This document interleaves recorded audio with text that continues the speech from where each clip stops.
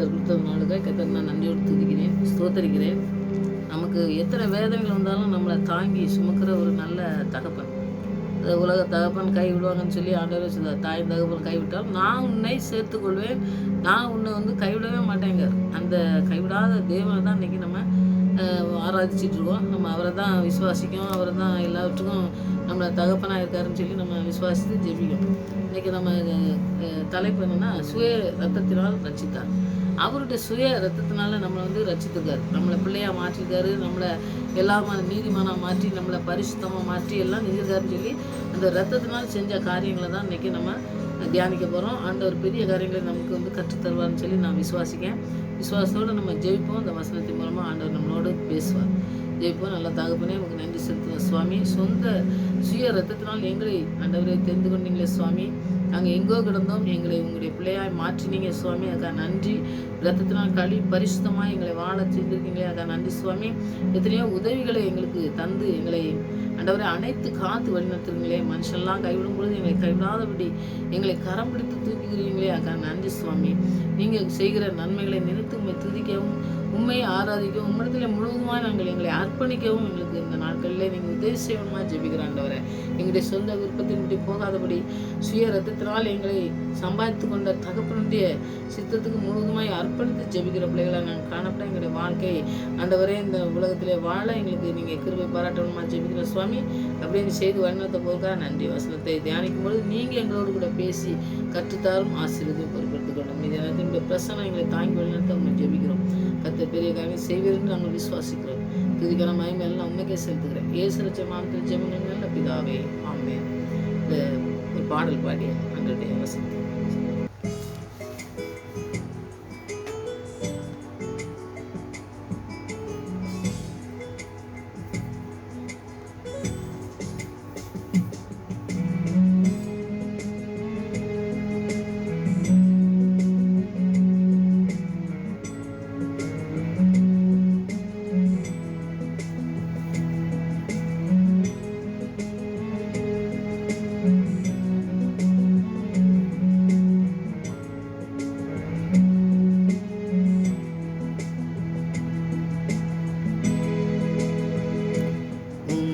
நாமம் உயரணும், இன்று மேன்மை அடையணும்,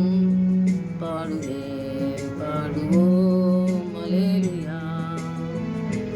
உங்க நாமம் உயரணும், இன்று மேன்மை அடையணும், பாடுவோம் அல்லேலூயா. யாவே Hallelujah, Yahweh, Hallelujah, Yahweh,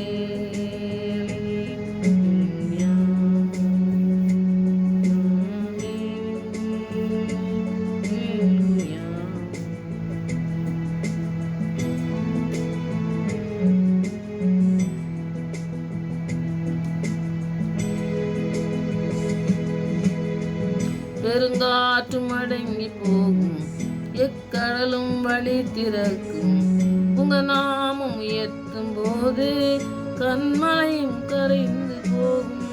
பெருங்காற்றும் அடங்கி போகும், எக்கடலும் வழி திறக்கும், உங்க நாமம் உயர்த்தும் போது கண்மலையும் கரைந்து போகும்.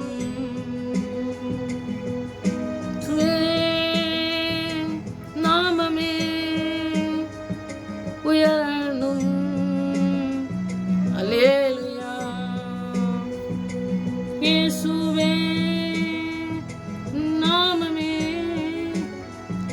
பெருகணும், அல்லேலூயா.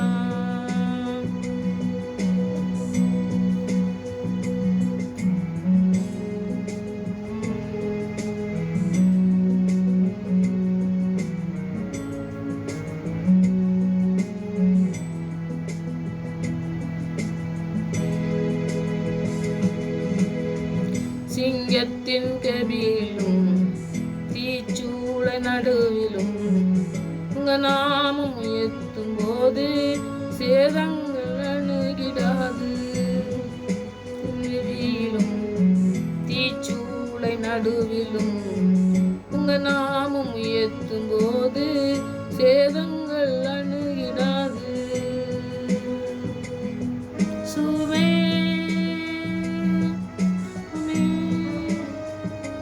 உயரணும். அல்லேலூயா. இயேசுவே நாமமே பெருகணும். அல்லேலூயா.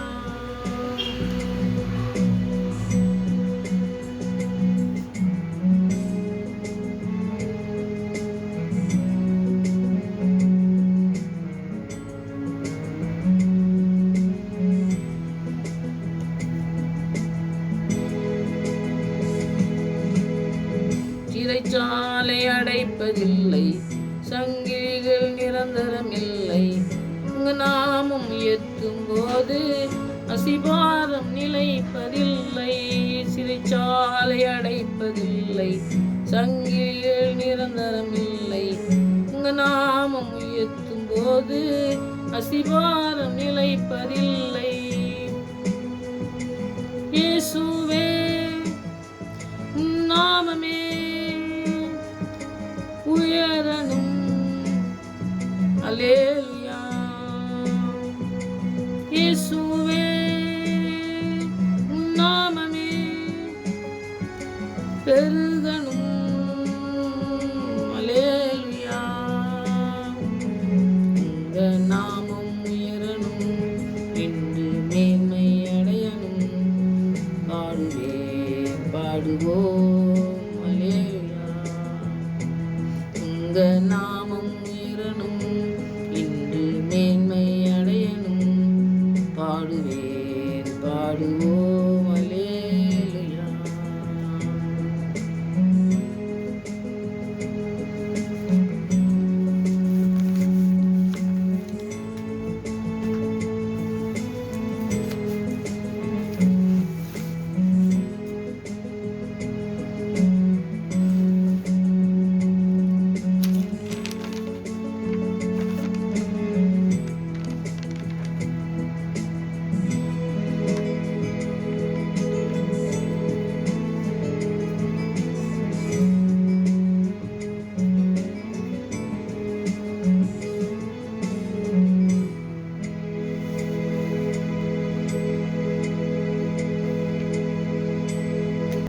நம்ம சொந்த ரத்தத்தினால் நம்மளை ரசித்திருக்காரு, சுய ரத்தத்தினால் நம்மளை ரசித்திருக்காருங்கிறத நம்ம இன்றைக்கி வசனத்தின் மூலமாக பார்க்கலாம்.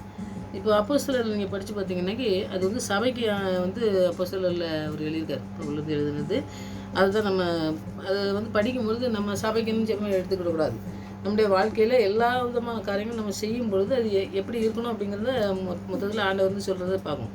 அந்த வசனத்தை பார்த்திங்கன்னா அப்போஸ்தலர் 20:28 படித்து பார்த்திங்கன்னா, உங்களை குறித்தும் தேவன் தம்முடைய சுய ரத்தத்தினாலே சம்பாதித்து கொண்ட தமது சபையை மேய்ப்பதற்கு பரிசுத்த ஆவி உங்களை கண்காணியாக வைத்த மந்தை முழுவதையும் காக்கிறதுக்கும் அவர் வந்து எச்சரிக்கையாக இருங்கன்னு சொல்லி ஆண்டவர் வந்து அதை எழுதியிருக்க காரியங்களை நம்ம படிக்கும்பொழுது பார்த்திங்கன்னா, சுய ரத்தத்தினால் இப்போ நம்ம ஒரு செடிகள் எல்லாம் பார்த்திங்கன்னாக்கி அது சுயமாக எதுவுமே வராது.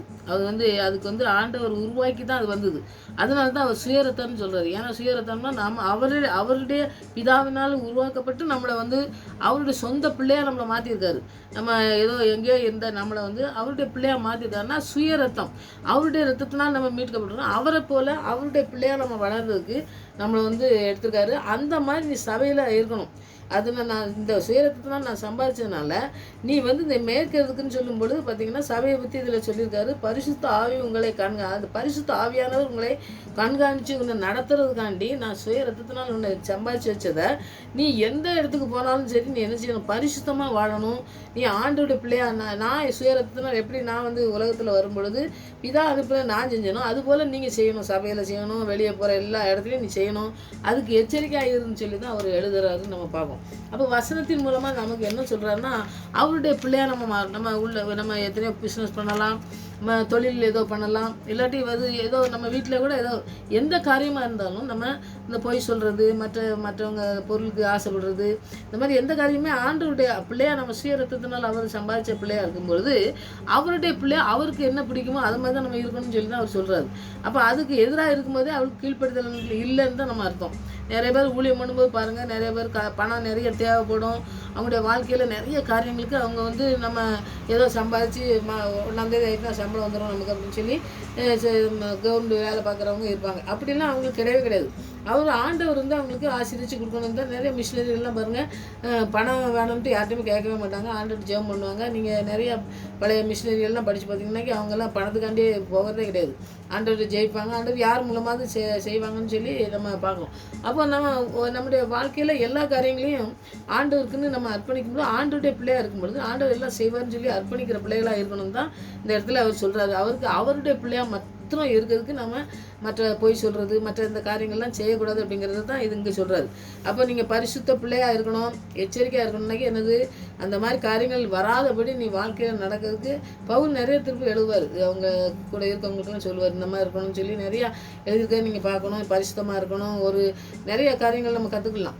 அந்த மாதிரி நிறைய ஆலோசனை சொல்கிறது தான் இங்கே ஆண்டவர் ஒரே வரியில் சொல்கிறாரு. நான் சுய ரத்தத்தினால் சம்பாதிச்சதை நீ எங்கே போனாலும் சரி, மேய்ப்பன்னா யார், ஆண்டவருடைய வார்த்தையை சொல்கிற மேய்ப்பன்னா நம்ம எல்லாருமே வசனத்தை சொல்லும்பொழுது மேய்ப்பர்கள் தான் நம்ம மொத்தத்தில் நம்ம எடுத்துக்கலாம்.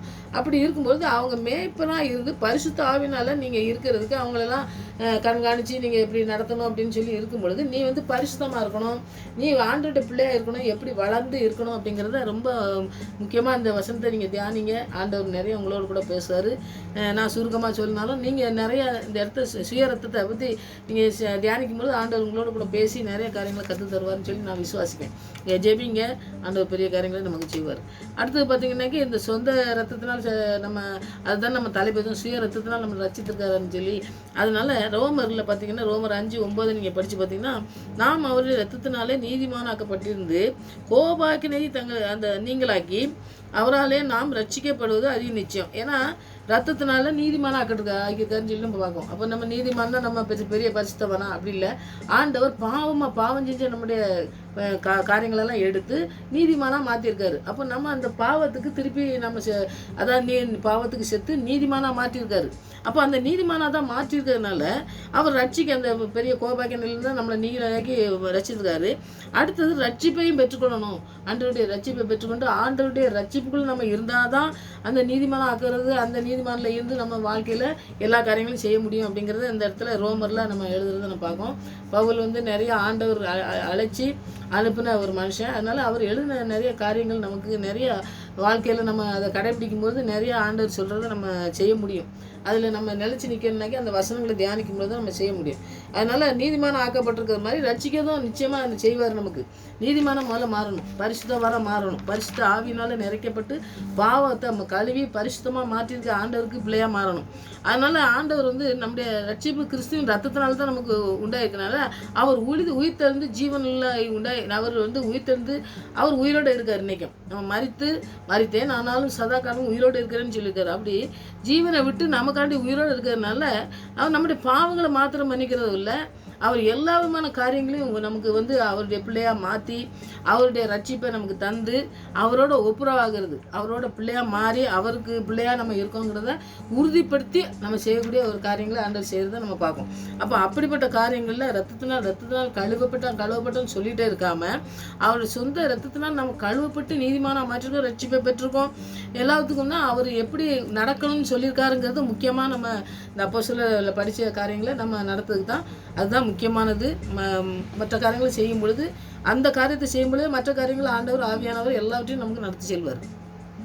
மூணாவது பார்த்திங்கனாக்கா எபேசியர் 1:7 நீங்கள் வசனத்தை படிக்கிறவங்களா இருந்தால் நிறையா இந்த மாதிரி வசனங்களை நீங்கள் படிங்க. ரத்தத்தினால ஆண்டவர் எப்படி நம்மளை சம்பாதிச்சிருக்காருன்னு தெரிஞ்சோம்னாலே நமக்கு நம்ம எப்படி வாழணுங்க வாழ்க்கையில் இந்த வேண்டாத காரியங்கள் செய்கிறதெல்லாம் இருக்கவே இருக்காது. அப்படி இருக்கிறதுக்கு ஆண்டவர் உதவி செய்வார்.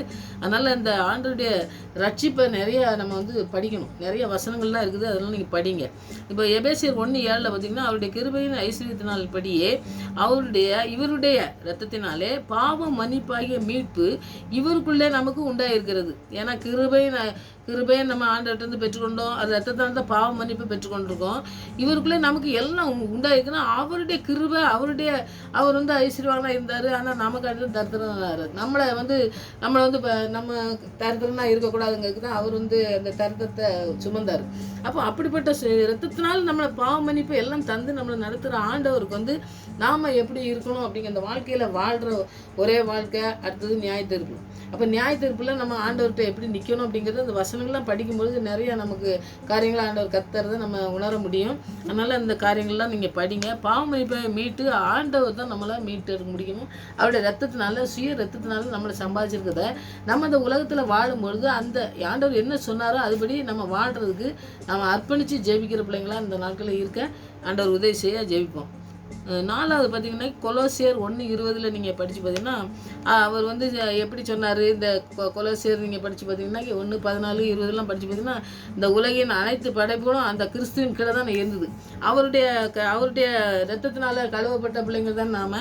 அதனால் நீங்கள் இந்த 1:20 நீங்கள் படிச்சுக்கணும். அவர் சிலுவையிலே சிந்தின ரத்தத்தினாலே சமாதானத்தை உண்டாக்கி பூலோகத்தில் உள்ளவைகள் பரலோகத்தில் உள்ளவைகள் யாவையும் அவர் மூலமாய் நமக்கு ஒப்புரவாக்கி கொள்ளவும் அவருக்கு பிரியமாயிற்று. இப்போ பூமியில் உள்ளது பரலோகத்தில் உள்ளது எல்லாமே ஆண்டோடைய ஆளுகைக்கு தான் இருக்குதுன்னு நமக்கு தெரியும்.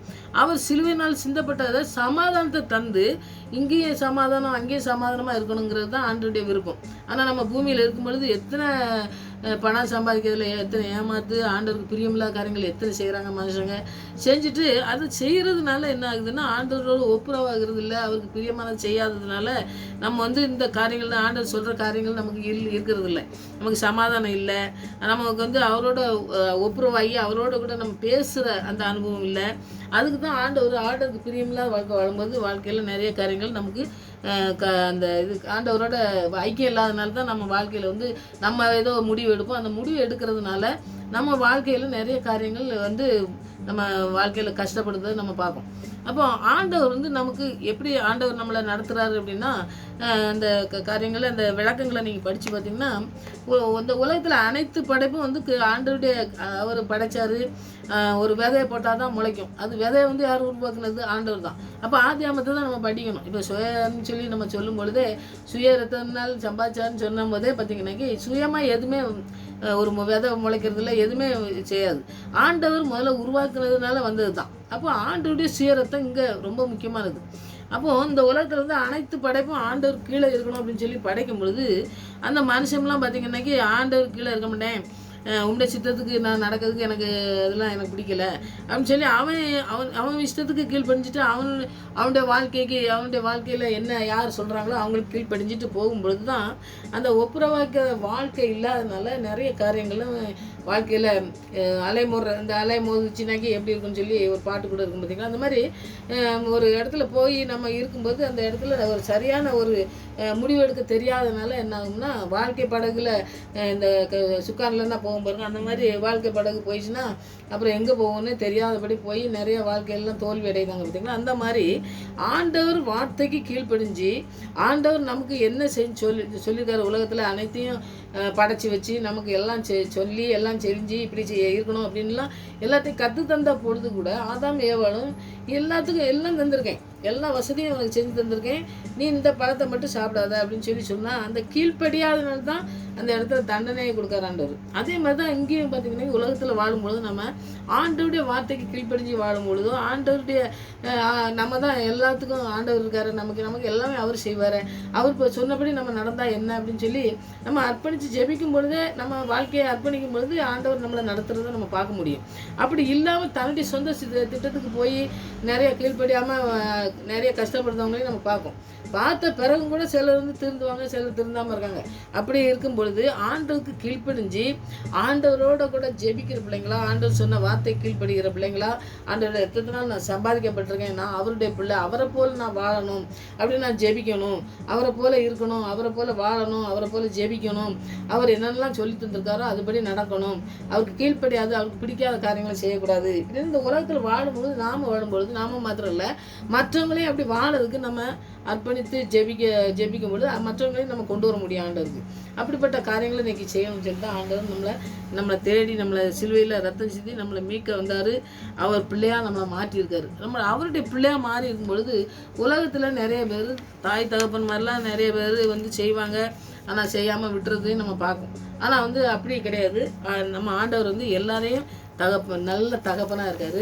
நான் என் பிள்ளை அப்படின்னு சொன்னோம்னாக்கி அவருடைய பிள்ளையாக நம்மளை மாற்றி நம்மளை நடத்துக்கிற நல்ல தகப்பனாக இருக்கிறதுனால அவர் ஒரு நாளும் ஒருத்தருக்கு நல்ல அன்பு காட்டிட்டு ஒருத்தருக்கு அன்பு காட்டாமல் இருக்க அந்த மாதிரி பாரபட்சம் காட்டுற ஆண்டவர் கிடையாது. நம்முடைய தகப்பன்னு சொல்லிட்டு நம்மளை தகப்பனை போல் நம்மளை தூக்கி சுமந்து நம்மளை நடத்துக்கிற நல்ல தகப்பனாக இருக்கார். அதனால் அவர்கிட்ட அர்ப்பணித்து நம்ம ஜெபிப்போம். அவர் சொன்ன அந்த சுய ரத்தத்தினால் நம்மளை சம்பாதிச்சிருக்காருங்கிற ஒரு காரியத்தை நம்ம கற்றுக்கொண்டு நம்ம நடக்கும் பொழுது பார்த்திங்கன்னாக்கி அந்த காரியங்களை நம்ம அதிகமாக தியானிக்கணும். சுய ரத்தத்தினால் ஆண்டவரை என்ன சம்பாதிச்சிருக்கீங்க ஆண்டவரை, நான் உங்களுக்கு சொந்தமாகணும், உங்களுக்கு தான் அர்ப்பணிக்கணும் அப்படின்னு சொல்லி நம்ம அர்ப்பணித்து ஜெபிப்போம். ஆண்டவர் பெரிய காரியங்களை நம்முடைய வாழ்க்கையில் செய்ய இன்றைக்கி நீங்கள் அர்ப்பணிங்க. அற்புதமாக ஆண்டவர் நடத்துகிறத நீங்கள் பார்க்க முடியும். அதே மாதிரி சமாதானத்தை தர்றதுக்கு அவருடைய ரத்தம் தான். அவருடைய ரத்தத்தினால நமக்கு சமாதானம் தந்தால் தான் நம்முடைய சரீரத்துக்குள்ள எல்லா காரியங்கள்லையும் பார்த்திங்கன்னா உலகத்தில் இருக்கிற காரியங்களில் சமாதானமே இல்லை. சமாதானம் இல்லாத நாட்களில் தான் நம்ம வாழ்ந்துட்டுருக்கோம். ஆனால் சமாதானத்தை தர்றவர் ஆண்டவர் மாத்திரம்தான் நமக்கு சமாதானத்தை தர முடியும். அதனால் அந்த சமாதானத்தை நம்ம பெற்றுக்கொள்றதுக்கு இந்த சுய ரத்தத்தினால் நம்ம சம்பாதிச்சிருக்க அந்த காரியங்களை ஆண்டவரே நீங்கள் என்ன நடத்துங்கன்னு சொல்லி நம்ம அர்ப்பணித்து ஜெபிக்கும் பொழுது ஆண்டவர் பெரிய காரியங்களை செய்வார். சமாதானம் ஆண்டவர் மாத்திரம்தான் தர முடியும். ஏன்னா அவர் சமாதானக்காரனர். மீக 5:5 நீங்கள் பார்த்தீங்கன்னாக்கி அவரே சமாதானக்காரனராக இருக்கார். அதனால் சமாதானத்தை கொடுக்கறதுக்கு இந்த உலகத்தில் எந்த சமாதானமும் யாரும் தர முடியாது. அதே போல் யோவான் 14:27 படித்து பார்த்தீங்கன்னாக்கி அதே காரியங்களை நீங்கள் படிக்க முடியும். சமாதானத்தை உங்களுக்கு வைத்து போகிறேன், என்னுடைய சமாதானத்தை உங்களுக்கு கொடுக்கிறேன், உலகம் கொடுக்குற பிரகாரம் நான் உங்களுக்கு கொடுக்கறதில்லை, உங்கள் இதயம் கலங்காமலும் பயப்படாமலும் இருப்பதாக அப்படின்னு சொல்கிறாரு. அப்போ உலகம் கொடுக்குற ஒரு சமாதானம் இருக்குதுன்னு சொல்லி நம்ம பார்ப்போம் அந்த இடத்துல. அப்போ அவர் கொடுக்குற சமாதானத்தை தான் நம்ம பெற்றுக்கொள்ளணும். அவருடைய சமாதானத்தை நம்முடைய இதயத்தில் ஊற்றி இந்த சுய ரத்தத்தை நான் சம்பாதிச்சதை நாங்கள் ஆண்டவரே இந்த ரட்சிப்பை அந்த எங்களை பிள்ளையாக மாற்றிருக்கிறதெல்லாம் நாங்கள் இந்த உலகத்தில் வாழும்பொழுது அதை கடைபிடிக்கிறதுக்கு எங்களுக்கு கற்றுத்தாங்கன்னு சொல்லி நம்ம இந்த ரத்தத்தினால் சிந்தப்பட்ட இந்த பரிசுத்த ரத்தம் நம்மளை சிந்தி நம்மளை மீட்டெடுத்த அந்த தகப்பனுக்கு பிள்ளையாக நம்ம மாற ஆண்டவருக்கு அர்ப்பணிப்போம். அற்புதமாக நம்மளை நடத்துதை ஆண்டவர் பார்க்க முடியும். அது நீங்கள் ஒரு நாள் மறக்கக்கூடாது. ஆவியானவர் சுய ரத்தத்தினால் நம்மளை சம்பாதிச்சு நம்ம பிள்ளையாக மாற்றிருக்காரு. அதனால் நம்ம அவருடைய பிள்ளையாக அந்த உலகத்தில் வாழ்கிறதுக்கு ஆவியானவர் நமக்கு வேணும். ஆவியானவர் பெற்றுக்கொள்ளுங்க. இன்னும் அதிகமாக ஆவியானவர் வழிநடத்த நம்ம அர்ப்பணிப்போம். அற்புதமாக நம்ம நடத்துவார். ஆமென். ஜெயிப்போம். ஆவியான எங்கள் அன்பு தெய்வமே, அடியோரை ஆட்கொள்ள இறங்கி வந்து நடத்துமே. ஆவியான எங்கள் அன்பு தெய்வமே, அடியோரை ஆட்கொண்டு நடத்துமே.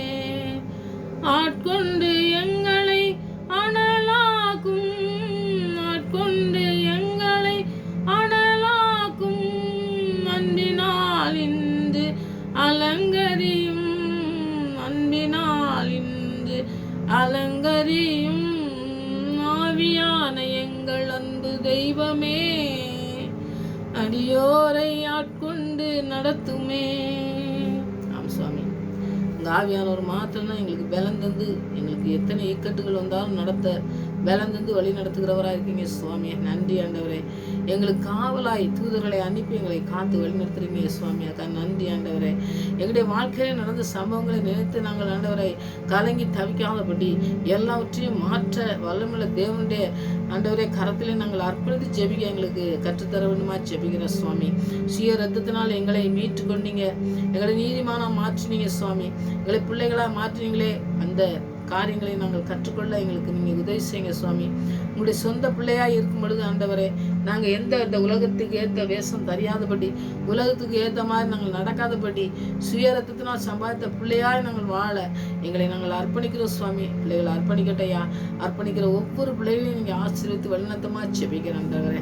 துதியை ஆண்டவரே உமக்கு செலுத்துகிற பிள்ளைகளாய் நீதிமானாய் மாறி ஆண்டவரே ரட்சிப்பை பெற்றுக்கொண்டு உம்மை துதிக்கிற கூட்டங்கள் உங்களுடைய பரிசுத்த கூட்டங்களாய் எழும்ப என் தேவன் எழுப்பி வழி நடத்தத்தக்கதாக ஜெபிக்கிற சுவாமி. அப்படியே நீ நடத்த போருக்கா நன்றி ஆண்டவரே. கேட்குற பிள்ளைகளுக்கு அப்படிப்பட்ட ரட்சிப்பை இந்த நாட்களை தந்து ஆண்டவரே, நீங்கள் சுயரத்தினால் எப்படி சம்பாதித்து ஆண்டவரே வைத்திருக்கீங்க என்ற நோக்கத்தை ஆண்டவரே அறிந்து கொண்டு வாழ்க்கையிலே வாழ கிருபை செய்யுங்க சுவாமி. இரக்கம், அன்பு எல்லாவற்றையும் தருகிற தேவன், கிருபையினால் எங்களை மூடி மறைத்து பாதுகாக்கிற தேவன் நீங்கள் என்பதை அறிந்து கொள்ளத்தக்கதாய் அறிவை தந்து எங்களை வழிநடத்தவுமா ஜெபிக்கிற சுவாமி. நாங்களே அப்படியே நடத்தி செல்லவுமா ஜெபிக்கிறேன் ஆண்டவரே. ஒவ்வொருடைய தேவை சந்திங்க, ஒவ்வொருவரையும் அனைத்து ஆவியானவர் வழிநடத்த அர்ப்பணிக்கிற சுவாமி. அர்ப்பணிக்கிற ஒரு பிள்ளை வெக்கப்பட்டு போகாதபடி பாதுகாத்து வழிநடத்தமா ஜெபிக்கிறேன். எங்கள் தேவைகளை எல்லாம் சந்திக்க வளமுள்ளவர். தேவையை நாங்கள் கேட்பதற்கு முன்பாகவே எங்களை அறிந்துக்க தேவனாக இருக்கிறபடியால் முதலாவது தேவனுடைய ராஜ்யத்தையும் நீதி தேடுங்கள், அப்பொழுது எல்லாம் கொடுக்கப்படும் என்று சொன்ன வார்த்தையை நாங்கள் ஒவ்வொரு நாளும் தியானிக்க எங்களுக்கு நீங்கள் கற்றுத்தந்து வழிநடத்தமாக ஜெபிக்க கற்றுத்தரோம் ஆவியானவரேன்னு சொல்லி உங்களிடத்தில் நாங்கள் பெற்றுக்கொள்ளவும், உங்களிடத்தில் கற்றுக்கொள்ளவும், உங்களிடத்திலே ஆண்டவரே ஆசீர்வாதத்தையும் சுகம் பேலன் எல்லாவற்றையும் ஆண்டவரே நாங்கள் பெற்றுக்கொள்ள தகுதி உள்ள பிள்ளைகளாக மாற எங்களை ஆண்டவரே எத்தனை நாள் கழுவிறீங்க. அதுக்காக நன்றி. இதை ஆண்டவரை நினைத்து ஒவ்வொரு நாளும் நாங்கள் நன்றி செலுத்தி உம்மை துதித்து உம்மை பாடி ஆண்டவரை நாங்கள் உங்களுடைய பாத்திலே வர எங்களுக்கு கிருபை செய்யுங்க சுவாமி. அப்படியே நடத்த போருக்காக நன்றி செலுத்துகிறேன். எங்கள் ஜெபத்துக்கு பயிர் கொடுத்தபடியா நன்றி. மறுபடியும் மறுவரை எங்களை காத்து வழிநடத்தமாக ஜெபிக்கிறேன். துதிக்க மயமெல்லாம் நமக்கே செலுத்துகிறேன். இயேசு ரட்சகர் நாமத்தில் ஜெபங்களுக்கு நல்ல பிதாவே.